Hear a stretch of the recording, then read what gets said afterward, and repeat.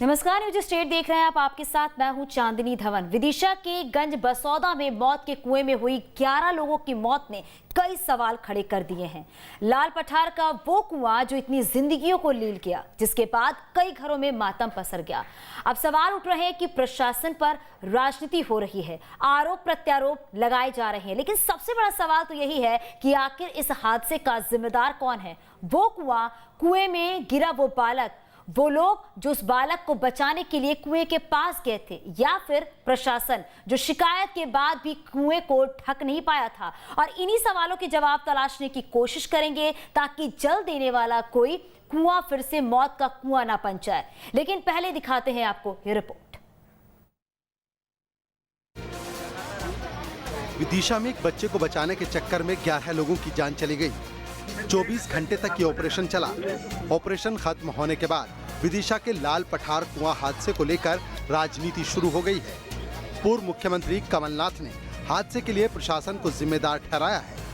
उन्होंने मुख्यमंत्री शिवराज सिंह चौहान पर भी सवाल उठाए हैं। उन्होंने कहा, आश्चर्यजनक बात है कि प्रदेश के मुख्यमंत्री शिवराज सिंह चौहान विदिशा में मौजूद रहने के बावजूद भी घटना स्थल पर नहीं पहुंचे। ये गंभीर मामला है कि प्रशासन के आला अधिकारी कहीं और व्यस्त होने के कारण घटना स्थल पर देरी से पहुंचे। इस बीच कमलनाथ ने घटना की जांच को लेकर कांग्रेस की एक जांच टीम बनाई है, जो मौके पर जाकर पूरी जांच रिपोर्ट मध्य प्रदेश कांग्रेस कमेटी को सौंपेगी। जांच दल में विदिशा जिला कांग्रेस अध्यक्ष कमल सिलाकारी, विधायक शशांक भार्गव, पूर्व विधायक निशंक जैन और शैलेंद्र पटेल को शामिल किया गया है। पूर्व सीएम ने ट्वीट करते हुए लिखा है कि गंज बासौदा कांड में गंभीर लापरवाही सामने आई है। शिकायत मिलने पर पुलिस प्रशासन तुरंत सक्रिय हो जाता तो हादसा टल जाता। जांच में इन पहलुओं को शामिल किया जाए। राज्य सरकार प्रत्येक मृतक के परिवार के एक सदस्य को सरकारी नौकरी और 15 लाख रुपए मुआवजा दे। घायलों को 2 लाख रुपए मुआवजा दिया जाए। इस बीच आपको बता दें कि मुख्यमंत्री ने मृतकों के परिजनों को 5-5 लाख रुपए और घायलों को 50-50 हजार रुपए सहायता देने की घोषणा की है।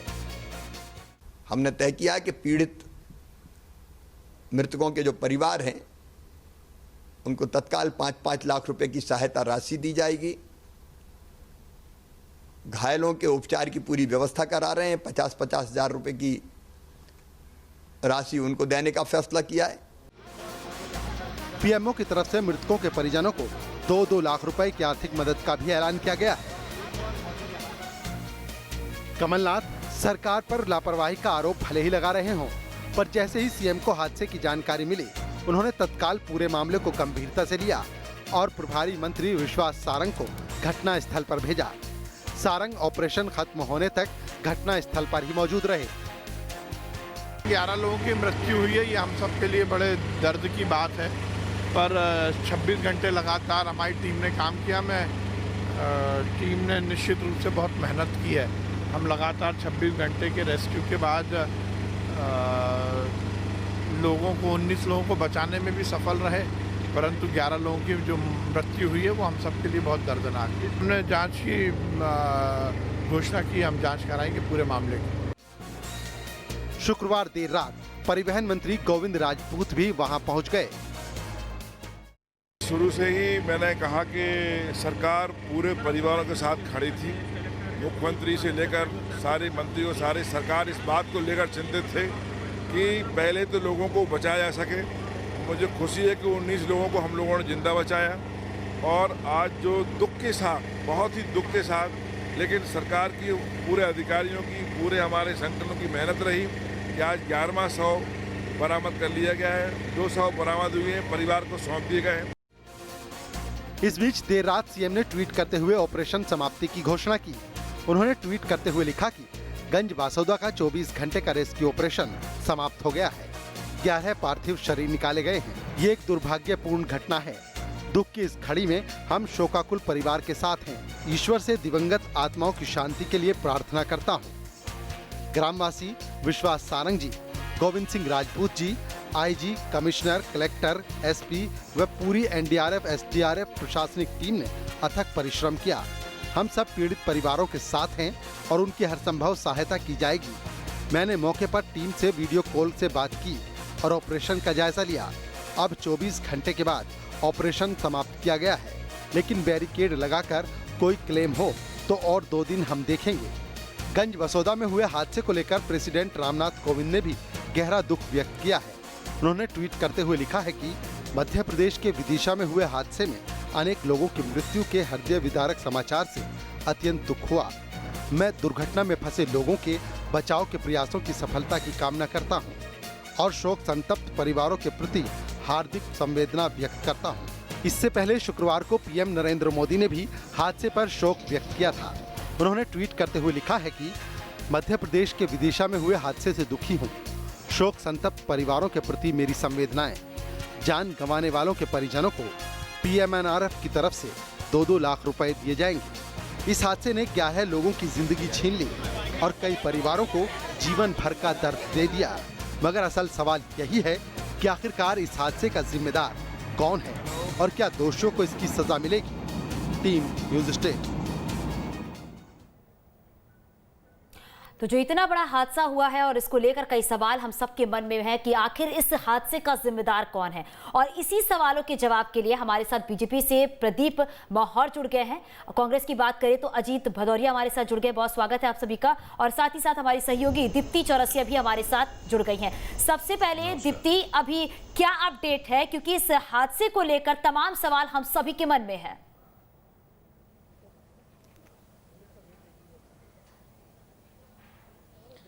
देखिए, अभी अपडेट तो चांदनी यह है कि कल देर रात तक जो है, देर शाम तक रेस्क्यू ऑपरेशन पूरा हुआ है। लगभग 27 घंटे चला है और जो बॉडी हैं वो लोगों को दे दी गई हैं, उनके परिजनों को सौंप दी गई हैं और 11 लोगों की मौत हुई है इस पूरे हादसे में। तो अभी तो जो अपडेट है वो आप ये मान सकते हैं कि कुल मिलाकर जो है अभी प्रशासन, और ये कह सकते हैं कि गाँव में तो मातम पसरा हुआ है और प्रशासन भी कहीं ना कहीं अभी उन्हीं व्यवस्थाओं में है। वहाँ से रेस्क्यू के बाद चीज़ें अभी हटाई गई हैं और इसके बाद जो अपडेट होगा वो सबसे बड़ा अपडेट डिपेंड करता है कि प्रशासन क्या व्यवस्थाएं करेगा उस गांव के लिए, क्योंकि उस गांव की जो स्थितियां हैं वो कुछ ऐसी हैं कि एक कुएं में तो जर्जर स्थिति में था ही, लेकिन उस गांव में 2 और कुएं हैं, वो भी इसी तरह की जर्जर स्थिति में हैं, वहां से 200 से 400 मीटर की दूरी पर।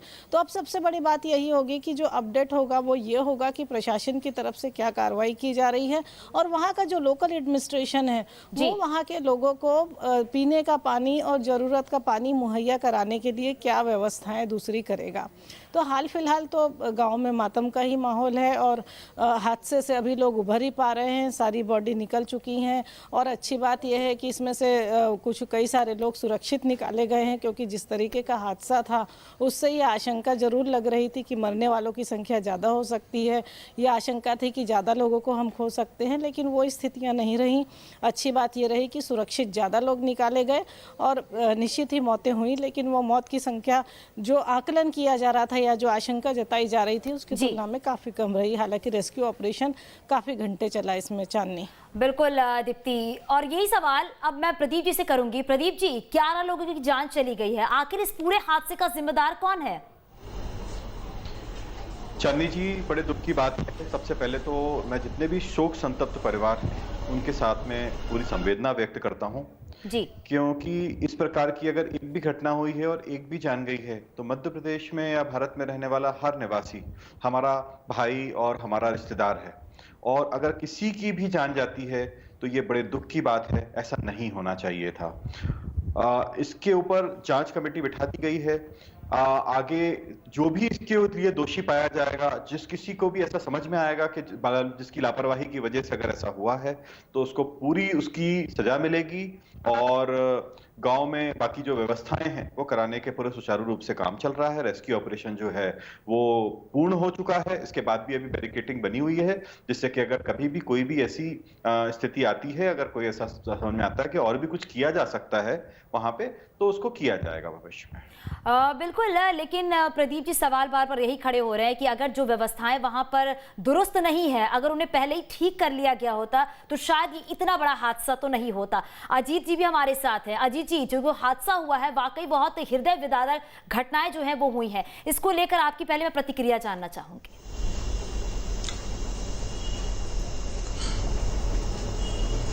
देखिए आदरणीय चांदनी जी, सबसे पहले तो मैं शोक संतप्त परिवारों को मध्य प्रदेश कांग्रेस की कमेटी की तरफ से विनम्र श्रद्धांजलि अर्पित करता हूं और ईश्वर से प्रार्थना करता हूं कि सारे शोक संतप्त परिवारों को ढांढस बंधाए और संयम संबल प्रदान करें। जहां तक बात आप इस हादसे की है तो आपकी रिपोर्ट में ही बिल्कुल स्पष्ट है कि कहीं ना कहीं इसमें प्रशासनिक त्रुटि है। जो 3 कुएं हैं, तीनों कुएं जर्जर हैं उस गांव में। और मैं इसमें थोड़ा चांदनी जी अपडेट कर देता हूं। उस गांव में नल जल योजना भी स्वीकृत है। नल जल योजना हर गांव के लिए, देश के हर गांव के लिए मनमोहन सिंह जी की जब यूपीए सरकार थी तब लागू की गई थी और मध्य प्रदेश में कई गांवों में लागू की गई थी। उसमें से एक गांव ये भी था जिसमें नल जल योजना लागू की गई। अब वो नल जल योजना कहां चली गई, उसके लिए ग्रामवासियों को रात रात में कुएं से पानी भरना पड़ रहा है। ये अपने आप में अत्यंत दुखद और हृदय विदारक बात है। और असंवेदनशीलता की पराकाष्ठा देखिए इस प्रदेश के मुखिया की। आप कुछ किलोमीटर पे बैठ के शादी करवा रहे थे, ठीक है, शादी करवा रहे थे, अच्छी बात थी। उसके बाद इस घटना स्थल पे जाते तो थोड़ा संयम मिलता और प्रशासनिक लोगों को संबल प्रदान होता। परंतु आप श्रीमान जी मुख्यमंत्री महोदय राजनीतिक रोटियां सेकने के लिए दिल्ली चले गए। ये असंवेदनशीलता है इस मध्य प्रदेश के मुखिया की, जिसने लोकतंत्र को खरीदा है। खरीद के शिवराज सिंह जी इतने असंवेदनशील हो जाएंगे ये हमने कभी कल्पना नहीं की थी। परंतु इस घटनाक्रम को देख लीजिए या नेवावर के घटनाक्रम को देख लीजिए, शिवराज सिंह जी की असंवेदनशीलता उभर के सामने आ गई। अब इन पीड़ित परिवारों को कांग्रेस पार्टी मांग करती है। आदरणीय चांदनी जी, आदरणीय कमलनाथ जी ने भी मांग की है और आपके माध्यम से मैं भी मांग करता हूं कि जो मृतक हैं उनको कम से कम 15 लाख रुपए का मुआवजा दिया जाए और प्रत्येक परिजन को शासकीय नौकरी उपलब्ध कराए सरकार। तब ये शासकीय जो त्रुटि से ये घटनाक्रम घटित हुआ है, हृदय विदारक घटनाक्रम घटित हुआ है, उसकी कुछ थोड़ी बहुत आंशिक क्षतिपूर्ति उस परिवारों के साथ की जा सके। बिल्कुल अजीत जी, अगर सहायता की बात की जाए तो सरकार की तरफ से सहायता राशि जो है वो दी जाएगी, 5-5 लाख रुपए की मदद की जा रही है। लेकिन प्रदीप जी, सवाल यही लगातार बार बार खड़े हो रहे हैं कि जिस तरह की घटना हुई है उससे पहले कल जब बच्चे की नानी ने बताई ये बात कि कुएं की हालत बहुत ही जर्जर थी, हालांकि कई बार इसकी शिकायत भी की गई, जो जिम्मेदार अधिकारी हैं, आखिर लापरवाही क्यों बरती गई? फिर चांदनी जी देखिए, मैं अभी इस समय पे जिस तरह से अजीत भजौरिया जी राजनीति कर रहे थे इस मौकों पे, तो मैं उनको एक ऐसा थोड़ा सा बोलना चाहता हूं कि वो भी मध्य प्रदेश के वासी हैं। उनके हृदय में भी हमारे मध्य प्रदेश के वासियों के लिए दर्द होना चाहिए और इस दर्द के समय में, इस दुखद समय में इस प्रकार की राजनीतिक बातें करना थोड़ा सा अच्छा नहीं लगता है। तो कृपया इसको विराम दें और अपनी राजनीति तो होती रहेगी, चलती रहेगी, कितनी बार राजनीति करते रहोगे भाई, लेकिन क्या है, कम से कम इस समय तो चुप रहो। जिस समय पे इतना दुख में पूरा हमारा प्रदेश है, उस समय पे इस तरह की बातें करना गलत है। शिवराज जी को जाना चाहिए था कि नहीं? आदरणीय माहौर जी, शिवराज जी पल पल की खबर ले रहे हैं। आदरणीय माहौर जी, शिवराज जी विदिशा में थे ना? शिवराज जी को उस घटना स्थल पे जाना चाहिए था कि नहीं जाना चाहिए था? आपने अगर प्रश्न पूछा तो मुझे पूरा अगर जवाब देने का मौका देंगे। दूर थे उस घटनाक्रम से, घटना स्थल से? मैं तो आपसे विनम्रता से पूछ रहा हूँ। हाँ, तो मुझे बोलने देंगे तब तो मैं बोलूंगा ना। जी बताइए, कितने किलोमीटर शिवराज जी, बता दीजिए बस केवल। एक मिनट। शिवराज जी पूरी घटना का एक एक पल का जायजा ले रहे थे, ऑनलाइन जुड़े हुए थे। वहां पे श्री गोविंद सिंह राजपूत जी वहां पे पहुंचे हुए थे। गोविंद सिंह राजपूत जी पूरे घटनाक्रम में, पूरा जो रेस्क्यू ऑपरेशन था वो उसमें सामने रहे और ऐसे हादसे के समय जो कुछ भी किया जा सकता है वो हर संभव प्रयास किया गया। हमारी रेस्क्यू टीम्स ने बहुत अच्छा काम किया है। उनको उनका जिस तरह का कार्य है उसके लिए मैं उनको धन्यवाद देना चाहता हूं। लेकिन प्रदीप जी, बार बार यही बातें सामने आ रही हैं कि अगर जो लापरवाही बरती गई है, इस लापरवाही को पहले ही देख लिया जाता, जैसा कि भी हमारी सहयोगी भी बता रही थी कि वहां एक कुआं नहीं, अभी 2 कुएं भी ऐसे हैं जिसकी हालत बहुत ही बेकार है। अगर समय रहते ही उसको दुरुस्त नहीं किया गया तो आगे भी ऐसी घटनाएं हो सकती है, तो उसका आखिरकार जिम्मेदार कौन होगा फिर? बिल्कुल चांदनी जी, उस गांव की जो स्थिति है और भी गांवों की जो स्थिति है उनके ऊपर सरकार देख रही है उसको अच्छी तरीके से, और इसके ऊपर मैंने बताया कि जांच कमेटी बैठी हुई है और आगे ऐसी कोई भी घटना ना होने पाए। देखिए कोई भी घटना जो होती है वो दुख लेके आती है, पीड़ा लेके आती है, लेकिन कई चीजें हमारे हाथ में नहीं होती हैं और जो हुआ वो बुरा हुआ, लेकिन आगे ऐसा बुरा ना हो ये सोचना हमारा धर्म है और इसी धर्म का पालन करते हुए हम ये पूरा प्रयास करेंगे, सरकार ये पूरा प्रयास करेगी कि आगे इस प्रकार की कोई भी घटना ना होने। नहीं, लेकिन जैसा कि भी आपने कहा प्रदीप जी कि कुछ चीजें हमारे हाथ में नहीं होती है, इसका मतलब तो ये है कि आप पल्ला झाड़ना चाहते हैं इस पूरे मामले से? नहीं, बिल्कुल भी नहीं ढालना चाहता हूं। देखिए मेरा कहने का सिर्फ मतलब यह है कि जीवन और मृत्यु हमारे हाथ में नहीं है। हमारे हाथ में घटना ना होने देने के लिए, देखिए रोड है, रोड के ऊपर हम पूरी कोशिश करते हैं, ट्रैफिक लाइट्स लगाते हैं। अगर कहीं पे ट्रैफिक लाइट फ्यूज होती है तो उसके लिए जिम्मेदार सरकार हो सकती है, लेकिन वहां पे रोड पे जो घटना होती है वो कई बार कई चीजें ऐसी होती हैं जो हमारे हाथ में। तो इसी प्रकार की कोई भी अगर घटना होती है तो उसके अंदर अगर कोई त्रुटि हुई है तो जांच कमेटी उसकी भदौरिया जी कुछ कहना चाह रहे हैं। जी बिल्कुल, भदौरिया जी कुछ कहना चाह रहे हैं, जी बोलिए। भदौरिया जी बोलिए, बिल्कुल, लेकिन राजनीति मत करिए आज के दिन, कृपया। देखिए चांदनी जी, ये इस तरीके का गैर जिम्मेदाराना बयान भारतीय जनता पार्टी के प्रवक्ता ने दिया। ऐसे ही इन्होंने आपको कुछ दिन पहले ले जाऊंगा, जब कोविड में लोग दवाइयों के अभाव में, ऑक्सीजन के अभाव में, बेडों के अभाव में लोग मर रहे थे, तब भी ये लोग इसी तरीके के बयान दे रहे थे कि जीना मरना ऊपर वाले के हाथ में।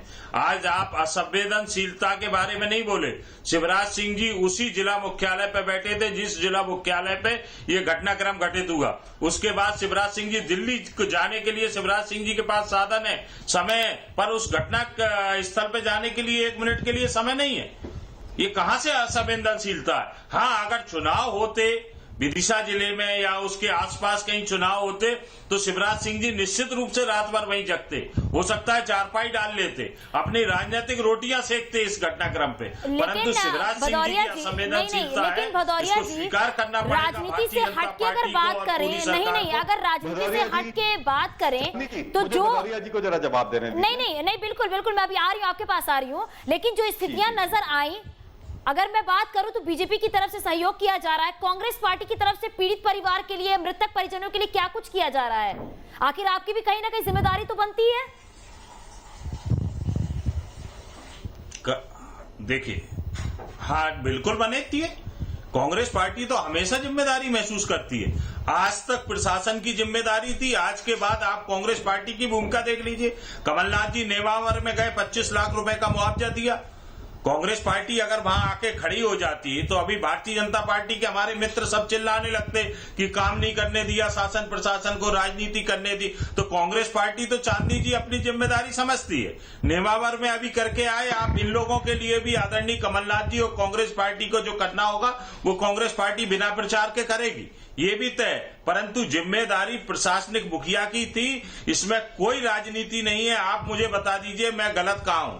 मैं अगर गलत कह रहा हूं कि शिवराज सिंह जी जिला मुख्यालय पे थे, क्यों नहीं उस घटना स्थल तक गए 1 मिनट के लिए? मैं तो आपसे विनम्रता के साथ पूछ रहा हूं, इसमें राजनीति कहां आ गई? आज अगर प्रदेश का मुखिया जाता तो निश्चित रूप से उसमें कार्य में और तेजी। बिल्कुल प्रदीप जी, आपके पास आती हूँ। भदौरिया जी अपनी बात पूरी कर ले। जी बोलिए। जी भदौरिया जी बोलिए, अपनी बात पूरी करिए। देखिए, तो मेरी तो कांग्रेस पार्टी मांग करती है, अगर थोड़ी भी संवेदनशीलता बची हो शिवराज सिंह जी में और भारतीय जनता पार्टी की सरकार में, तो 15-15 लाख रुपए मुआवजे की तत्काल घोषणा करें और मृतक के परिजनों को 1-1 शासकीय नौकरी की घोषणा तत्काल भारतीय जनता पार्टी की सरकार के द्वारा, शिवराज सिंह जी के द्वारा किया जाना चाहिए। प्रदीप जी, साथ में ये भी है क्योंकि जो वहां के ग्रामीण हैं, जो लोग हैं वहां पर, उनका साफ तौर पर यही कहना है कहीं ना कहीं रेस्क्यू में भी देरी की गई। जो जनप्रतिनिधि है वहां के, जो अधिकारी है वहां पर, उनकी भी कहीं ना कहीं लापरवाही तो देखी गई ना। देखिए, पब्लिक का गुस्सा जो है वो जायज है। अगर किसी की भी मृत्यु होती है तो गुस्सा मुझे भी उतना ही है जितना उनको है, लेकिन जो जैसा कि मैंने मौके के बारे में पूरी जानकारी ली, जो मुझे जानकारी है उसके हिसाब से रेस्क्यू ऑपरेशंस जो हैं बहुत अच्छे से चलाए गए।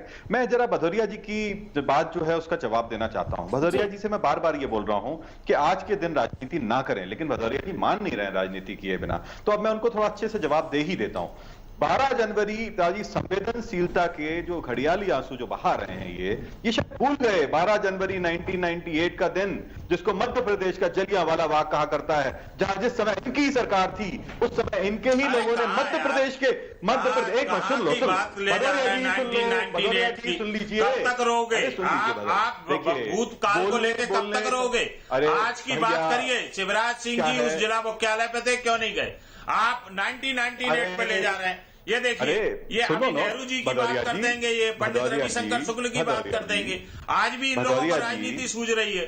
देखिए, सुनने का गलती स्वीकार सुनने का जिक्र रखिए। भदौरिया जी अगर बोलिए तो सुनने का भी जिक्र रखिए। आप 1998 पे ले जा रहे हैं, 98 की बात करके।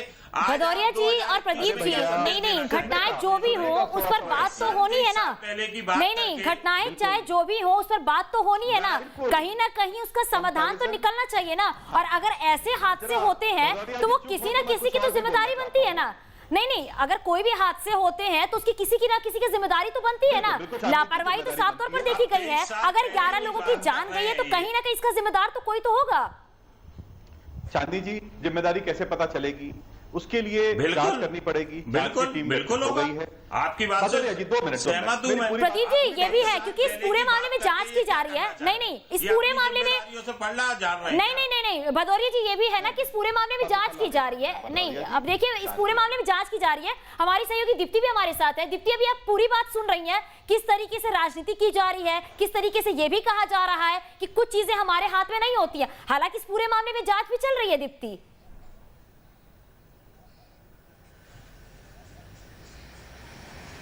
बिल्कुल जांच चल रही है चांदनी, लेकिन सबसे बड़ी बात मैं विदिशा को लेकर आपको 2-3 बताना चाहूंगी। नंबर 1 तो ये जो कल घटना हुई इसमें कहीं ना कहीं प्रशासन सीधे तौर पे दोषी है, स्थानीय प्रशासन, क्योंकि उसकी जिम्मेदारी होती है स्वच्छ पीने का पानी देना, तो उसकी व्यवस्था अभी तक क्यों नहीं हुई।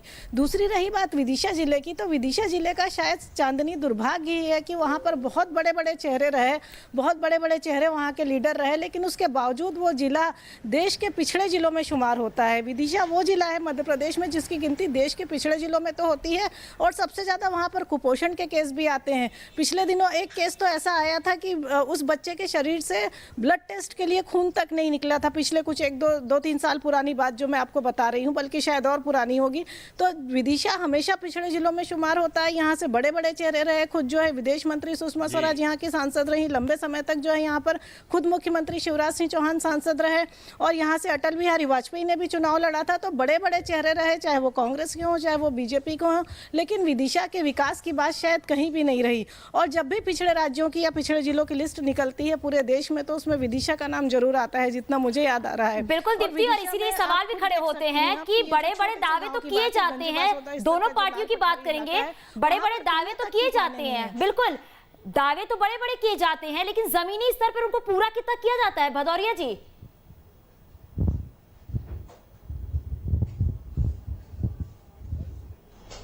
बिल्कुल क्रियान्वयन देखिए, आज अगर नल जल योजना का पिछले 15 साल में जब से भारतीय जनता पार्टी की सरकार मध्य प्रदेश में है, चांदनी जी आप देखिए कोई प्रशासनिक लापरवाही लगातार होती चली जा रही।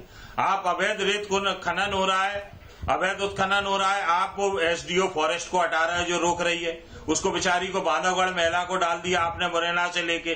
तो इस तरीके के प्रशासनिक लोगों का मनोबल टूटता है और प्रशासन के अलावा नहीं, प्रशासन के अलावा भदौरिया जी, विकास की अगर बात की जाए तो विदिशा में अभी तक कौन सा विकास काम हुआ है जिससे कि वहां की जो स्थितियां बद से बदतर है उसे तो कम से कम ठीक कर लिया जाए, ताकि आगे स्थितियां ऐसी बिल्कुल भी ना पैदा हो। सवाल तो ये भी खड़े हो रहे हैं ना यहाँ पे।